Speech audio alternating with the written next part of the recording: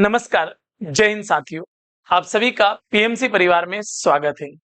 तो भारतीय तटरक्षक बल की जो वैकेंसी आ चुकी है साथियों, और आज से आप लोगों के फॉर्म डलना स्टार्ट हो गए हैं। तो आज हम जो बात करने वाले हैं वो बात करने वाले भारतीय तटरक्षक बल की जो 2024 की फर्स्ट बैच है उसके ऊपर हम आपको सारी जानकारी देने का प्रयास करेंगे साथियों। क्लियर है एकदम? नोटिफिकेशन एकदम इसका आउट हो चुका है, फॉर्म आज से आपके डलने स्टार्ट हो गए। और ये जो भर्ती है साथियों कैसी है? परमानेंट भर्ती है। क्लियर है? इस बात का विशेष तौर पे ध्यान रखें। क्लियर? परमानेंट भर्ती, इसलिए बेहतर तरीके से इसका आपको तैयारी करना चाहिए। आगे बढ़ते हैं थोड़ा सा। अब इसमें आपको मैं क्या क्या जानकारी देने वाला हूं, जरा ध्यानपूर्वक समझेंगे आप लोग। वैकेंसीज कितनी है, एज लिमिट क्या है, सिलेक्शन प्रोसेस क्या है, और डॉक्यूमेंट क्या क्या लगेंगे आप लोगों के, ये सारी जानकारी मैं आप लोगों को देने का पूर्णतः प्रयास कर रहा हूं साथियों। चलो आगे बढ़ते हैं। सबसे पहले अगर मैं बात कर लूं कि फॉर्म कब से डलेंगे, तो इसके फॉर्म यानी कि आज 8 सितंबर 2023 से 22 सितंबर 2023 तक इसके फॉर्म डलेंगे। यानी कि लगभग 14 या 15 दिनों तक इसके फॉर्म डलेंगे। तो आप बेहतर तरीके से इसके आज ही फॉर्म डाल दीजिएगा साथियों। क्लियर है एकदम? चलो आगे अगर अपन बात कर लेते हैं साथियों और आगे बढ़ते हैं। सिलेक्शन प्रोसेस क्या होगा? तो सिलेक्शन प्रोसेस शानदार है, इसे जानदार तरीके से आप समझिएगा। स्टेज फर्स्ट में कंप्यूटर बेस्ड एग्जामिनेशन, यानी कि सबसे पहले आपका क्या रहेगा साथियों? एग्जाम रहेगा। जो स्टेज नंबर सेकंड है उसमें दो चीजें हैं, असेसमेंट और एडेप्टेबिलिटी टेस्ट है, और साथ में आपका फिजिकल फिटनेस टेस्ट भी है साथियों। क्लियर है? ये बात भी आपको अच्छे से पता होना चाहिए। स्टेज नंबर अगर मैं थर्ड की बात कर लेता हूं तो मेडिकल एग्जामिनेशन है आपका, और फोर्थ नंबर पे आप लोगों का क्या आएगा साथियों? तो मेरिट लिस्ट आएगा। क्लियर है एकदम? ये बात भी आपको अच्छे से पता होना चाहिए, क्योंकि अगर सिलेक्शन प्रोसेस आपको पता रहेगा तो आपके लिए चीजें आसान और बेहतर हो जाएगी। थोड़ा और आगे चलते हैं और जानकारी देने का प्रयास करता हूं मैं आप लोगों को। शैक्षणिक योग्यता की अगर मैं बात कर लेता हूं तो जरा ध्यानपूर्वक समझे। नाविक डोमेस्टिक ब्रांच, तो इसमें क्लास 10th पास आउट होना चाहिए। आप किसी भी बोर्ड से एग्जाम पास करेंगे, जैसे एमपी बोर्ड होगा, यूपी बोर्ड हो गया, किसी भी बोर्ड से अगर आप एग्जाम पास करेंगे तो चल जाएगा। किसके लिए? डोमेस्टिक ब्रांच के लिए। नाविक जनरल ड्यूटी के लिए आप लोगों के पास 10+2 यानी कि 12th होना चाहिए, और उसमें क्या होना चाहिए साथियों? मैथ्स सब्जेक्ट आप लोग का होना चाहिए। क्लियर है विजन? आगे अगर बात करना है यांत्रिक की, तो इसमें आपके पास कोई एक डिप्लोमा होना चाहिए। 10th पास और प्लस में एक डिप्लोमा अगर आपके पास रहेगा तो आप इसका फॉर्म बेहतर तरीके से डाल सकते हैं। आगे और थोड़ी सी चर्चा मैं आप लोगों के साथ करना चाहूंगा। एज लिमिट क्या रहेगा?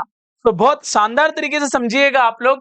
अगर मैं एज लिमिट की बात कर लूं तो आपका जो जन्म है वो 1 मई 2002 से 30 अप्रैल 2006 के बीच होना चाहिए। अब इसमें आपको थोड़ा सा एज लिमिट में क्या दी गई है, छूट प्रदान की गई है।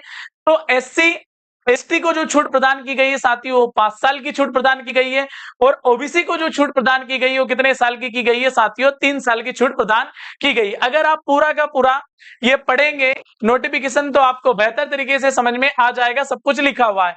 एज में अगर मैं बात कर लूं तो क्या साथियों? एससी एसटी 5 साल, और ओबीसी के लिए कितने साल मेरे प्यारे साथी लोग? 3 साल। क्लियर एकदम? ये आपको एज में क्या दिया गया है? छूट प्रदान किया गया है। आगे अगर मैं बात कर लेता हूं टोटल पोस्ट, तो क्या क्या पोस्ट और कितनी कितनी है, तो नाविक जनरल ड्यूटी की अगर टोटल पोस्ट की बात कर लेता हूं तो टोटल पोस्ट कितनी है साथियों? 260 पोस्ट है। आगे अगर मैं बात कर लेता हूं नाविक डोमेस्टिक ब्रांच की, तो यहां पर जो पोस्ट दे रखी है वो कितनी दे रखी है साथियों? 30 पोस्ट दे रखी है। आगे अगर मैं बात करता हूं यांत्रिक मैकेनिकल, तो इसके जो पोस्ट दे रखे हैं 25, और आगे इलेक्ट्रिकल और इलेक्ट्रॉनिक्स के 20 और 15 आपको पोस्ट दे रखे हैं साथियों। क्लियर है? तो टोटल अगर मैं पोस्ट की बात करूं तो जो मेन है वो क्या क्या है साथियों? जनरल ड्यूटी और डोमेस्टिक ब्रांच। इन दो के फॉर्म बच्चे सबसे ज्यादा डालते हैं। तो लगभग इसमें जो वैकेंसी है वो कितनी वैकेंसी है? 300 वैकेंसी है। क्योंकि परमानेंट भर्ती है इसलिए आप पूरा फोकस इस पे बनाए रखिएगा। अगर परमानेंट भर्ती है, पूरा फोकस आप बनाए रखेंगे तो आपके लिए बेहतर और आसान होगा। परमानेंट जॉब होगी आपके पास, गवर्नमेंट।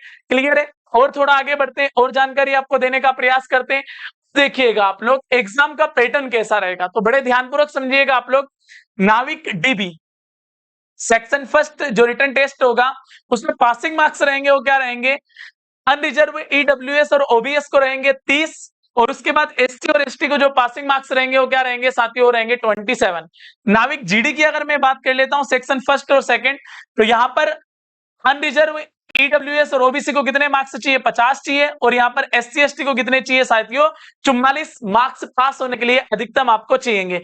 यांत्रिक, इलेक्ट्रिकल, इलेक्ट्रॉनिक्स और मैकेनिकल, इनको जो पास होने के लिए चाहिए वो भी कितने? 50 44 50 44 50 44, यानी कि एकदम सेम एज ए पैटर्न चल रहा है साथियों। क्लियर है? और अगर थोड़ी सी आगे चर्चा कर लेते हैं आप लोगों से, तो अगर मैं बात कर लेता हूं सिलेबस की, तो सिलेबस क्या क्या रहेगा जरा ये बेहतर तरीके से आप समझिएगा तो आपके लिए आसान होगा। सेक्शन फर्स्ट यानी कि जो आपका जनरल ड्यूटी है साथियों, उसमें मैक्सिमम मार्क्स यानी कि जो पेपर रहेगा वो कितने का रहेगा? 60 नंबर का रहेगा। टाइम की अगर बात कर लूं तो 45 मिनट का समय रहेगा और टोटल नंबर ऑफ क्वेश्चन कितने रहेंगे? 60 रहेंगे। अब उनमें क्या क्या सब्जेक्ट रहेंगे वो जरा मैं आपको बता देता हूं। तो मैथ्स के कितने रहेंगे? 20 क्वेश्चन, साइंस के कितने रहेंगे? 10 रहेंगे, इंग्लिश के कितने रहेंगे? 15, रीजनिंग के 10 और जीके के कितने रहेंगे साथियों? 5 क्वेश्चन रहेंगे।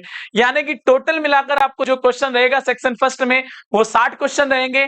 टाइम आपके पास जो रहेगा साथियों कितना रहेगा? 45 मिनट का समय रहेगा। नंबर ऑफ क्वेश्चन की अगर मैं बात कर लेता हूं तो नंबर ऑफ क्वेश्चन आपके पास कितने रहेंगे? 60 रहेंगे साथियों। सेक्शन वाइज बात करेंगे, मैथ्स, साइंस, इंग्लिश, रीजनिंग और जीके, तो इस सब मिला के 20 10 15 10 5 टोटल मिला के कितने रहेंगे साथियों? 60 क्वेश्चन रहेंगे। पासिंग मार्क्स की अगर बात कर लेता हूं तो पहले हम आपको बता चुके हैं, और ये जो रहेगा क्लास 10th वाला सिलेबस आप लोगों के पास रहेगा साथियों। क्लियर? सेक्शन सेकंड की अगर बात कर लेता हूं तो मैक्सिमम मार्क्स कितने रहेंगे? 50। देखो, section third, second, third, fourth और फिफ्थ, इन सब में जो क्राइटेरिया वो कितने का है? 50-50 मार्क्स का है। क्लियर है? मैथ्स और फिजिक्स कितने का आएगा? 25-25 नंबर का आएगा। और जो टोटल रहेंगे वो काय के रहेंगे भैया? 12th बेस्ड क्वेश्चन रहेंगे। क्लियर है? यानी कि 11th और 12th का आपको क्या आएगा? फिजिक्स आएगा साथियों। क्लियर?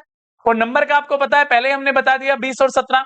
और ये जो section third, section fourth, section fifth है, ये सब क्या है?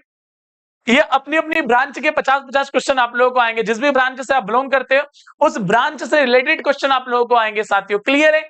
चलो और आगे बात कर लेते हैं थोड़ी सी। अगर मैं आगे आपकी बात कर लेता हूं भैया एग्जाम डेट, तो जो आपका फर्स्ट स्टेज है वो कब है? वो है दिसंबर 2023 में साथियों। स्टेज सेकंड आपका कब है? जनवरी 2024 में। और जो फाइनल स्टेज थर्ड है वो कब है? मई 2024 में। यानी कि आपकी जो जो फर्स्ट बैच 2024 की है उसका जो सिलेक्शन प्रोसेस लास्ट में कहां तक जाएगा? तो जाएगा साथियों मई 2024 तक। तो शानदार अपॉर्चुनिटी आप लोगों के पास, आप शानदार तरीके से मेहनत कर सकते हैं। सिलेबस आसान है, बेहतर है, इसको अगर आप बेहतर तरीके से करेंगे तो आपका सिलेक्शन हो जाएगा साथियों।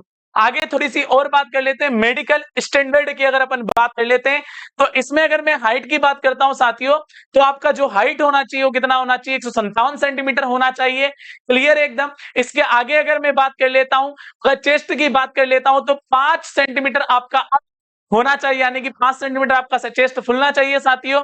आगे की अगर मैं बात कर ले वजन, तो जो भी आपका परसेंटेज में वजन बनता है वो प्लस या माइनस 10 किलोग्राम होगा तो भी चल जाएगा साथियों। क्लियर है? और ये जो हेयरिंग है वो नॉर्मल है, यानी कि कोई बहुत ज्यादा लोड लेने वाली बात नहीं है साथियों। तो इसमें इंपॉर्टेंट क्या है? 157 सेंटीमीटर आपकी हाइट होना चाहिए, चेस्ट आपका 5 सेंटीमीटर फुल जाना चाहिए। क्लियर एकदम? वेट प्लस माइनस के 10 किलोग्राम होना चाहिए परसेंटेज के हिसाब से। और हेयरिंग क्या है? एकदम नॉर्मल है साथियों। तो आप बेहतर तरीके से और शानदार तरीके से भारतीय तटरक्षक की तैयारी कर सकते हैं, क्योंकि मैं बार बार रिपीट कर रहा हूं परमानेंट भर्ती है साथियों। तो परमानेंट भर्ती की आप शानदार तैयारी करिएगा और आज ही आप फॉर्म डालिएगा साथियों। तो सभी प्यारे साथियों को बेस्ट ऑफ लक। जय हिंद, जय भारत साथियों।